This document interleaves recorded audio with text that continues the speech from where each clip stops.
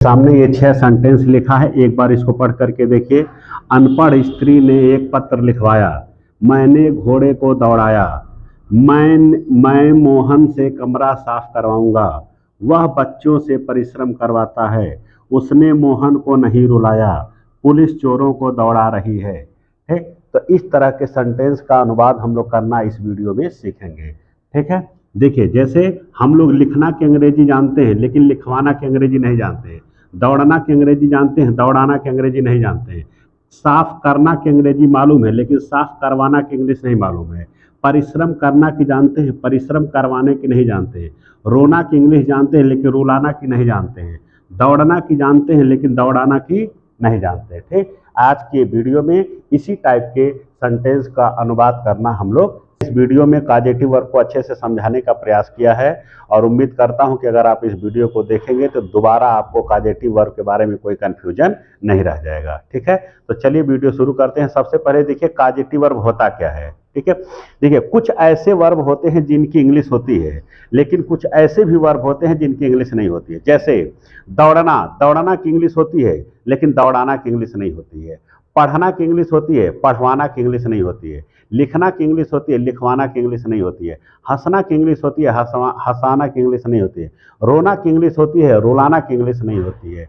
उसी तरह से पीटना की इंग्लिश होती है लेकिन पिटवाना की इंग्लिश नहीं होती है। ठीक है, तो जितना मैं बोला हूँ पिटवाना, हंसाना, रुलाना, दौड़ाना, ठीक, ये सारे कॉजेटिव वर्ब है। तो कॉजेटिव वर्ब की इंग्लिश ओरिजिनल में होती नहीं है, इसको हमको बनाना पड़ता है। इसको हमको क्या करना पड़ता है? बनाना पड़ता है। और जितना मैं बोला हूँ पढ़ना, पढ़ाना, पढ़वाना, हंसाना, रुलाना, पिटवाना, ठीक है, दौड़ाना, ये सारे कॉजेटिव वर्ब हैं। ये सारे क्या है? Causative verb. तो सबसे पहले कि कॉजेटिव वर्ब की जरूरत पड़ती कब है, कब हम कॉजेटिव वर्ब का यूज करते हैं।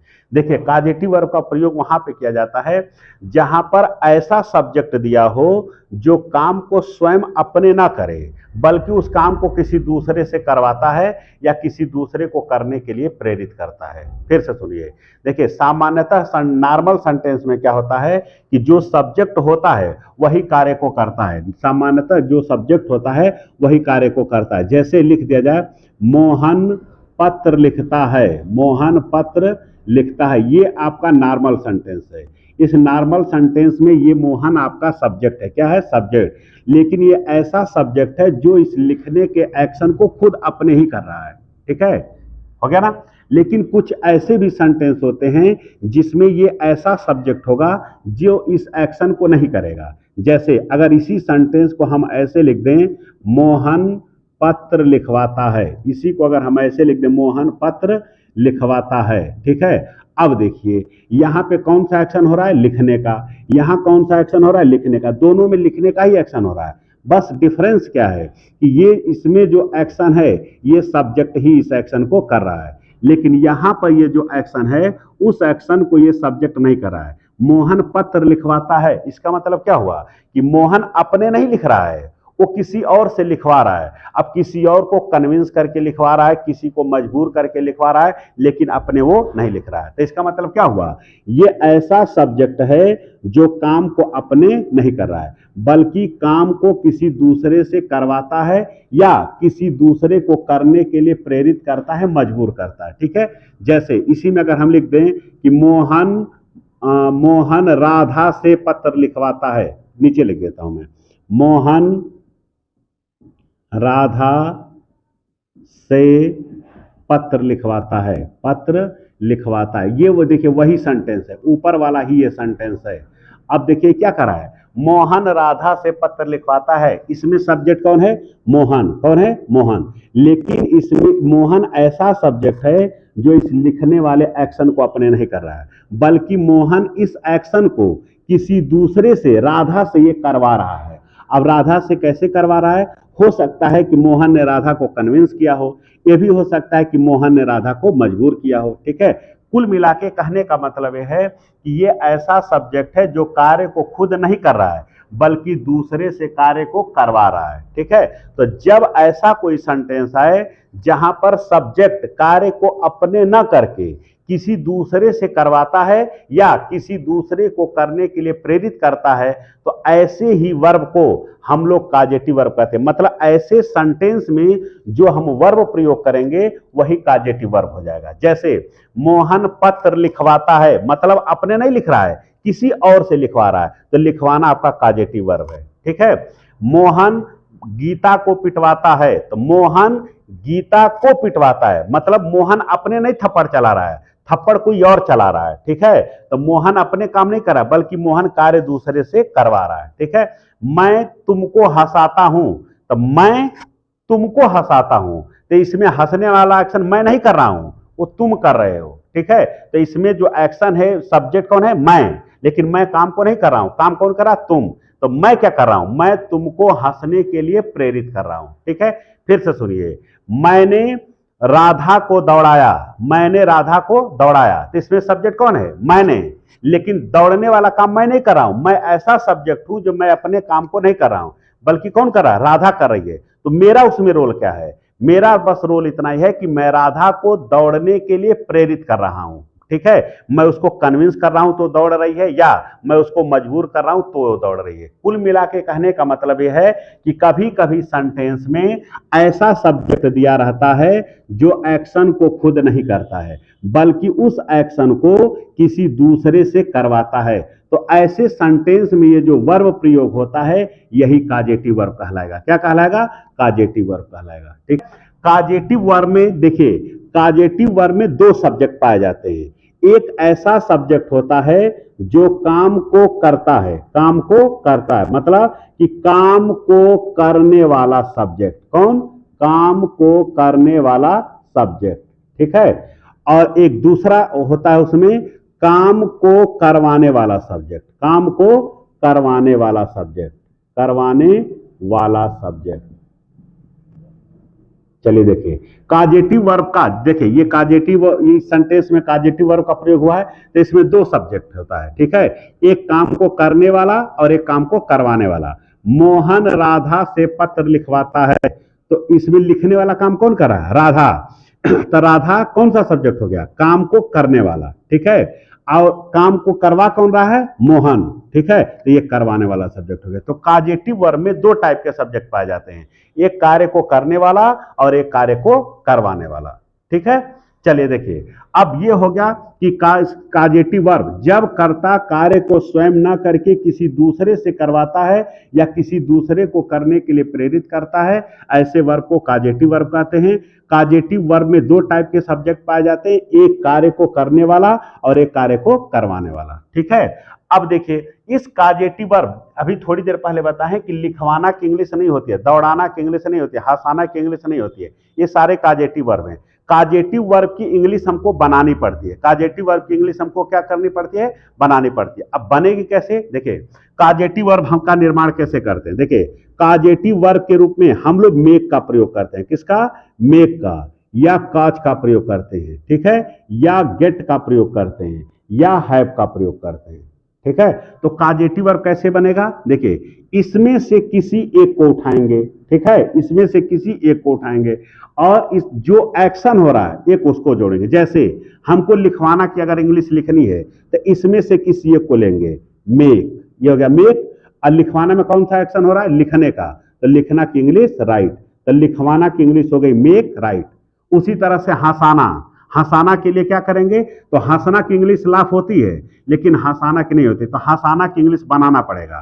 तो एक उठाइए, मेक हो गया, और कौन सा एक्शन हो रहा है? हंसने का, ये हो गया लाफ, इसका मतलब हो गया हंसाना। रुलाना, रुलाना की इंग्लिश बनाना है तो वीप, वीप माने रोना। ठीक है। इसमें मेक जोड़ दीजिए। ठीक है। देखिए, राइट मीन्स लिखना, मेक राइट मीन्स लिखवाना, लाफ मीन्स हंसना, मेक लाफ मीन्स हंसाना, वीप मीन्स रोना, मेक वीप मीन्स रुलाना। ठीक है। तो देखिए ये काजेटिव वर्ब हमने बना दिया, ठीक है। तो काजेटिव वर्ब के रूप में हम लोग मेक, काज, गेट, हैव का प्रयोग करते हैं। इन्हीं का प्रयोग हम लोग काजेटिव वर्ब के रूप में करते हैं।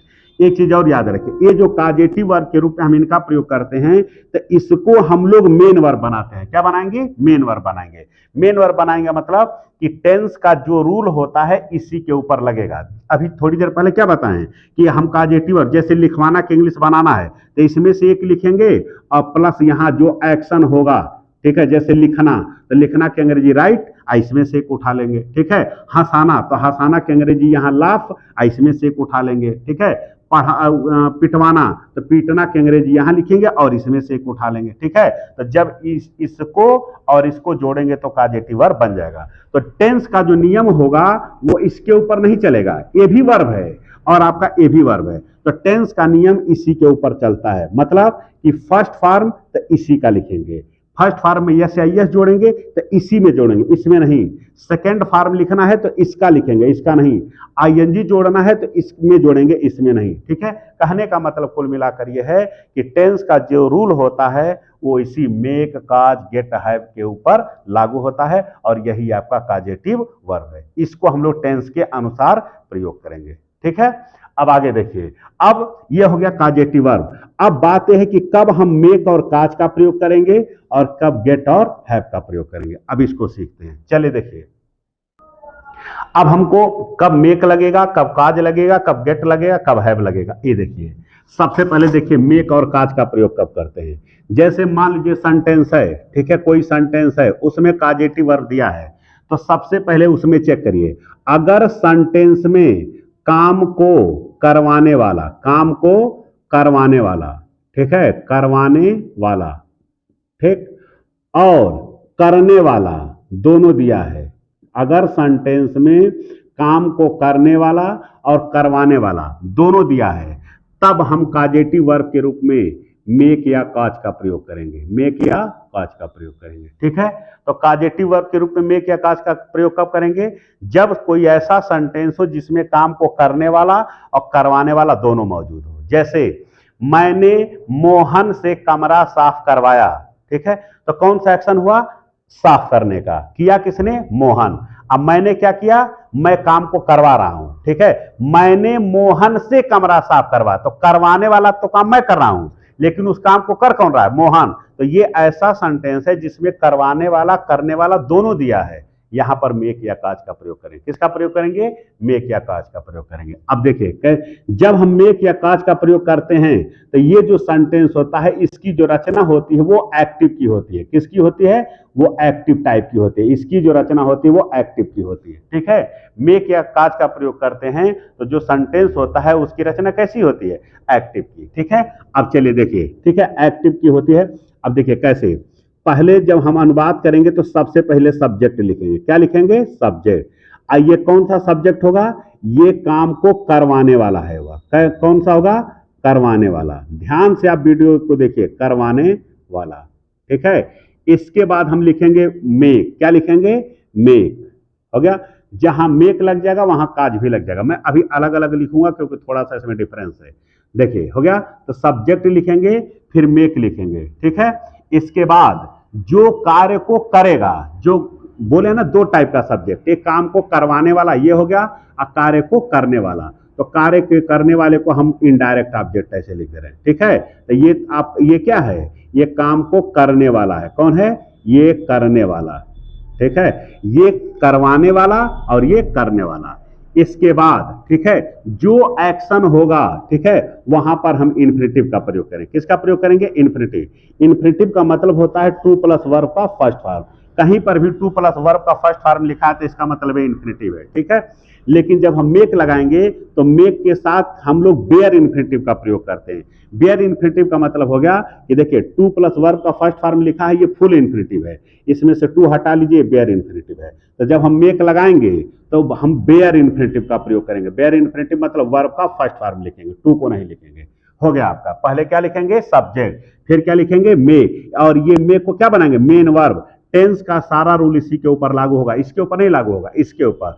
फर्स्ट फॉर्म जोड़ेंगे मेक का, अभी यस या यस जोड़ना हो तो इसी में जोड़ेंगे, सेकंड फॉर्म लिखना हो तो इसी में लिखेंगे, आईएनजी जोड़ना हो तो इसी में जोड़ेंगे, इसको ऐसे ही रहने देंगे। ठीक है, अगर हम चाहें तो मेक की जगह काज भी लगा सकते हैं, तो काज लगाएंगे तो सब आपका सेम रहेगा। अगर काज हम लगाते हैं तो सेम, यही आपको कार्य को करवाने वाला सब्जेक्ट, इसके बाद हो जाएगा यहां पर हो जाएगा काज।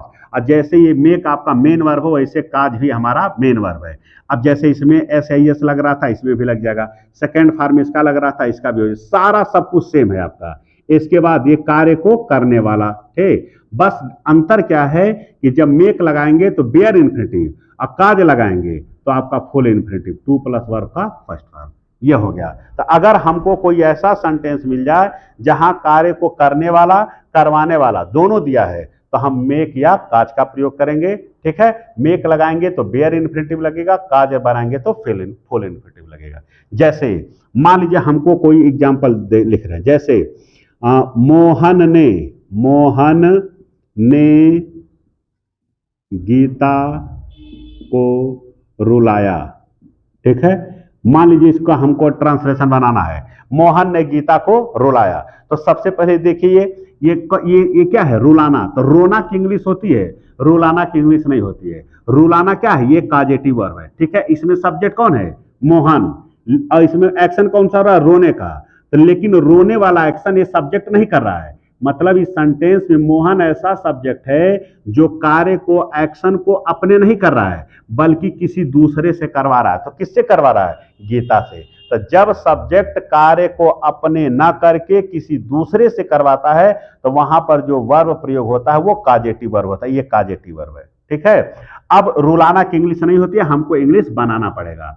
अब इसकी इंग्लिश बनाने के लिए हम लोग काजेटिव वर्ब के रूप में किसका प्रयोग करेंगे, मेक, काज, गेट, हैव, इसका प्रयोग करेंगे। ठीक है, अब बात यह है कि यहां पर मेक लगाएं कि काज लगाएं कि गेट लगाएं कि हैव लगाएं। ठीक है, तो सेंटेंस में देखिए, सेंटेंस में कार्य को कौन करवा रहा है, मोहन, कर कौन रहा है, गीता। मतलब ये ऐसा सब्जेक्ट है जो कार्य को करवाने वाला है और ये कार्य को करने वाला है। तो जब कार्य को करवाने वाला करने वाला दोनों सब्जेक्ट दिया हो तो वहां मेक या काज का प्रयोग, मेक भी लग सकता है काज भी लग सकता है, असल में दोनों लग सकता है। अब चलिए मैं दोनों लगा करके दिखा दे रहा हूं। ठीक है, चलिए देखिए हम मेक से इसको बनाते हैं। तो ये कौन सी टेंस है आपकी, पास्ट इंडेफिनिट है। कैसे मालूम, लास्ट में यह शब्द आया है। ठीक है, तो पास्ट इंडेफिनिट का इंग्लिश कैसे बनाते हैं, पास्ट इंडेफिनिट का इंग्लिश बनेगा सब्जेक्ट प्लस वर्ब का सेकेंड फॉर्म प्लस ऑब्जेक्ट। तो सब्जेक्ट मतलब ये सब्जेक्ट, वर्ब का सेकेंड मतलब ये।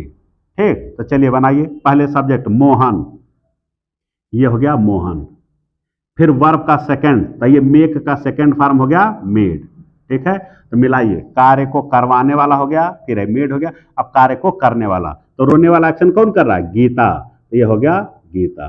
ठीक, तो मोहन, मेड, गीता। अब कौन सा एक्शन हो रहा है, रोना। रोना की इंग्लिश क्या होगी, वीप। तो हम लोग केवल वीप लिखेंगे, टू नहीं लिखेंगे। ये आपका बेयर इन्फिनिटिव है। क्या है, बेयर इन्फिनिटिव है। ठीक है, अगर यही सेंटेंस ऐसे रहता कि मोहन गीता को रुलाता है, मोहन गीता को रुलाता है, तो प्रेजेंट इंडेफिनिट हो जाएगा। क्या हो जाएगा, प्रेजेंट इंडेफिनिट। तो प्रेजेंट इंडेफिनिट बनाएंगे तो प्रेजेंट इंडेफिनिट में क्या होगी, वर्ब की फर्स्ट फॉर्म में यस जोड़ेंगे, तो मोहन मेक्स गीता वीप। ठीक, बाकी इसको निगेटिव इंट्रोगेटिव, जैसे नॉर्मल सेंटेंस को निगेटिव इंट्रोगेटिव बनाया जाता है वैसे इसको बना सकते हैं। ठीक है, जैसे अगर इसको निगेटिव बनाना हो, मोहन ने गीता को नहीं रुलाया, तो पास्ट इंडेफिनिट निगेटिव हो गया। पास्ट इंडेफिनिट निगेटिव में क्या करते हैं, सब्जेक्ट के बाद डिड नॉट लगाते हैं। तो Mohan did not make, did के साथ फर्स्ट हो जाएगा, Mohan did not make Gita weep.